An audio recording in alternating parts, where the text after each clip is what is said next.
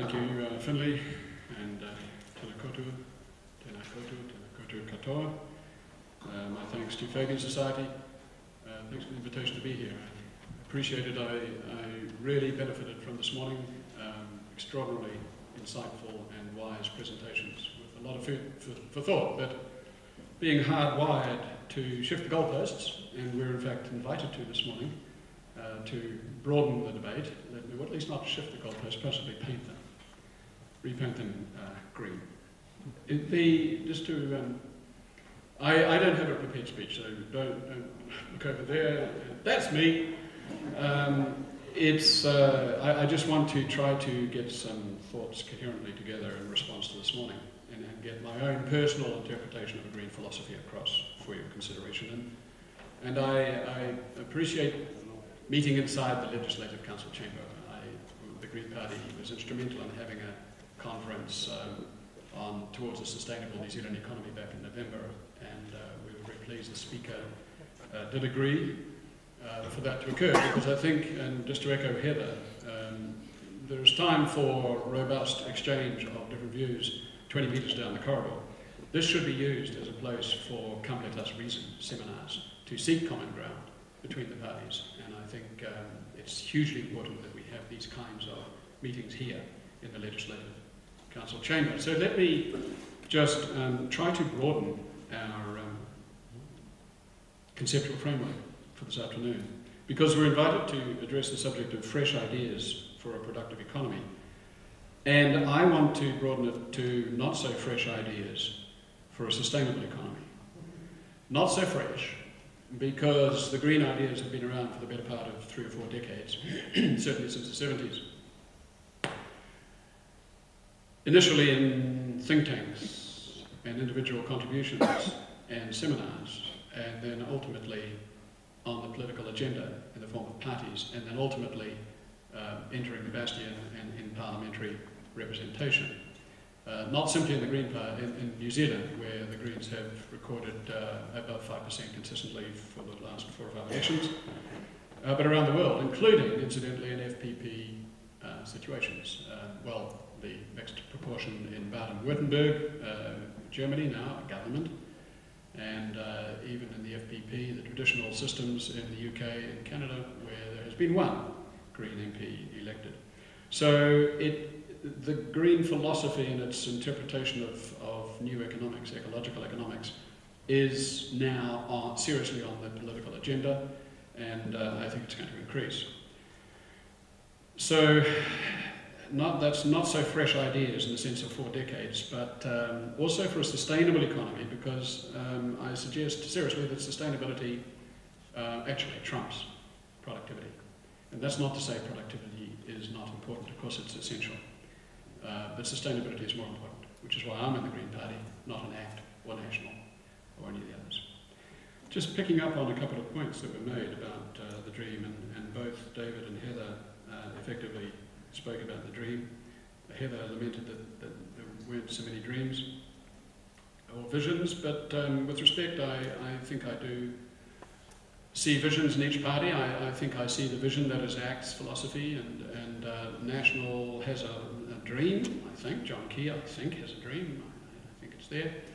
Labour certainly has a dream. David spoke about the dream of New Zealand, the New Zealand dream, and I recognise that.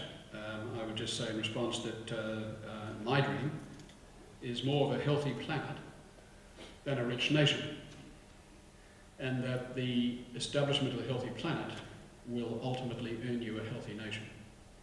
And riches, however you choose to define that, will come consequentially. But not if you make richness your primary goal. You then engage in the politics of not just internal envy, which is tossed around down the corridor here, but external envy. And the one comment, or the one critique I'd make about this morning, is that we do, I think, slip from grace as a nation and engage in a Lilliputian attempt to identify target countries that we should emulate, aspire to emulate. And I think we get it wrong. We should start with our own values as a country and then see what that means economically. We spoke about model countries. Denmark was mentioned this morning, David mentioned it this afternoon. The manufacturing economy that is Denmark. The resource economy that is Australia. The agricultural economy that is New Zealand. The finance economy that is Singapore. And then domestically, the two economies this morning, the communal economy that June spoke about, and the meritocracy economy that Gareth spoke about. And they're all valid, and especially the last two in terms of New Zealand's domestic society. But I just think we are deluding ourselves if we make a target country. We're nothing like Singapore. We are certainly nothing like Australia, a large continent that is a resource colony. If we're anything, we're an Australian state in an Australasian economy, and we should be comparing ourselves, if we want to compare, if we want to slide into the neurosis of comparing ourselves with Australia in World Cup fashion, we should be seeing ourselves as we're the size of an Australasian state and compare ourselves. And Denmark is part of the EU in the way that New South Wales is a part of Australasia, and New Zealand in a slightly different way would be that. If we're going to get in the business of comparisons, but I recommend strongly we don't, because there are more important things at stake. Now let me just identify the problems that we seem to have identified this morning. I think there are five. We have, as an economy, fiscal, geographical, behavioural, infrastructural, and systemic. They're there, and we don't do well on each of them. The fiscal, we have high debt, low capital, and low savings. Geographical, of course, we have the tyranny of distance, which I don't think decreases exponentially, actually, with the IT age. I think it is still there. Behavioural, in terms of property speculation, credit overspend. Infrastructural, we touched this morning in terms of low productivity, skill outflow. New Zealand is a retirement village, and if we're to pick up on one point this morning, apparently poor public and private sector management, just to add to our woes. I'm not sure I totally share it, but there may be a partial truth there. And systemic, what some people critique as a welfare dependency, and Heather touched on it, and there were some insightful comments, obviously, from Gareth on that today. Those are the conventional macroeconomic problems we're wrestling with. And they're pretty severe. We're heading towards the cliff. We're not over the cliff. We're not quite at the cliff, but we're certainly going in that direction. And we're all aware of that. I think all political parties are aware of that. And we basically argue among ourselves as to how to try and rectify it. But that's the conventional interpretation of our economic problems. Now let me give you the green interpretation of our economic problems, and it is quintessentially economic, even though I'm not using traditional macroeconomic terms. First, a global financial crisis.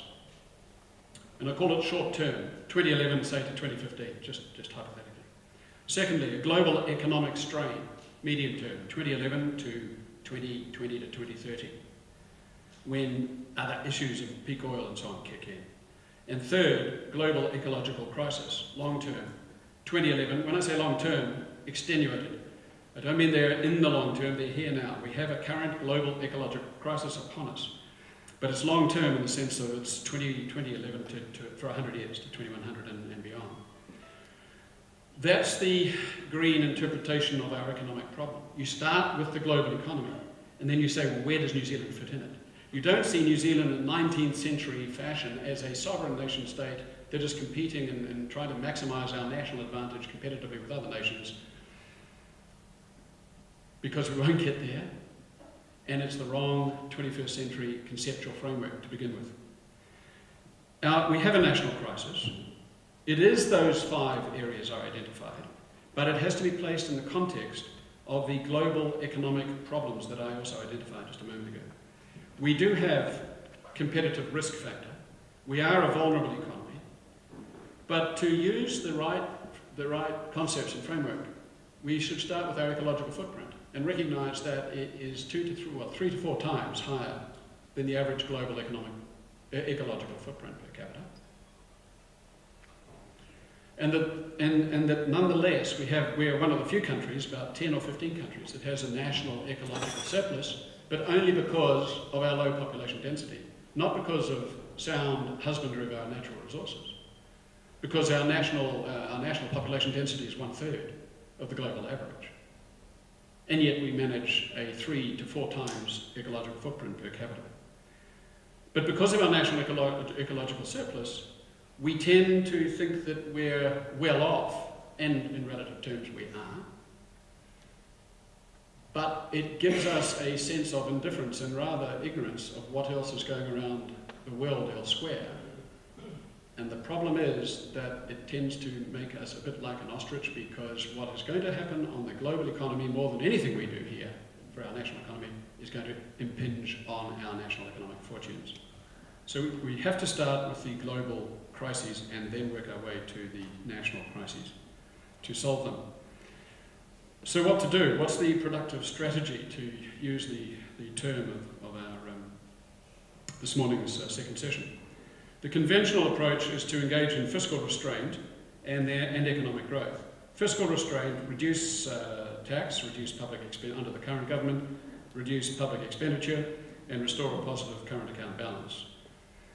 And with economic growth, export-led innovation, productivity driver, and more savings. We don't disagree. We don't disagree with this, by and large. But let me give you the green productive strategy. First, we look at the global ecological stroke economic frame, and we ask, what are the 9 planetary boundaries that the scientists say humanity has to live within the range of each one? 9 of them. 4 atmospheric, ozone depletion, carbon concentration, nitrogen loss, aerosol loading. 2 oceanic, phosphorus absorption, acidification. 2 on land, freshwater drawdown, cropland coverage. And a final one, biodiversity, rate of loss, biodiversity. And we are already exceeding 4 of those. That's the economic problem we face. Call it ecological, call it economic. It's one and the same. So that's point 1. Point 2, we need new goals to climb out of that problem. We should not identify economic growth as the primus inter pares, as the necessary lodestar for our policy. Growth should be seen as consequential. The Green Party is not against growth, it's against the way in which we are mesmerised by a wrong conception of growth. The second point should be not growth, but quality of life. If the economy grows, fine, as long as it's green and sustainable. If it doesn't, no matter. There are those who argue for a steady state economy at the global level because 6.7 billion on the planet. We won't go down that road right now. It's enough to say we should change the concept to quality of life. Third, we need new indicators. We've been talking, everybody's talking about new indicators, including the mainstream parties, the two major parties.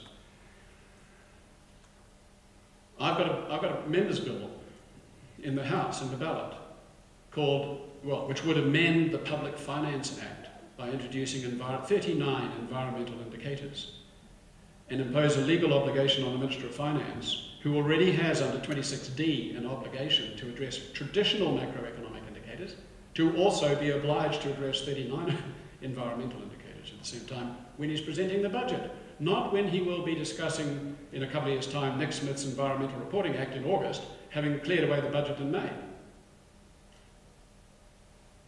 Fourth, new fiscal means.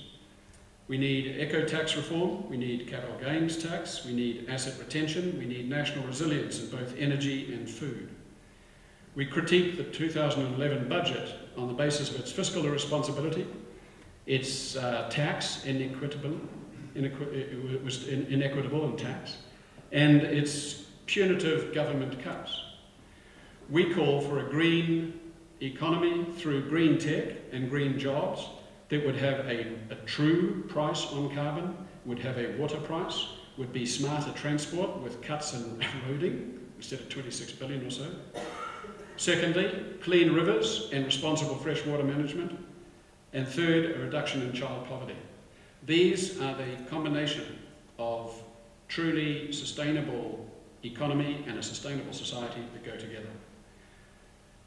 I'll just finish very quickly on a political note. That, to us, reflects a balance between the two traditional political concepts that have coloured the political spectrum that dates from the 18th century, left and right, equality and freedom.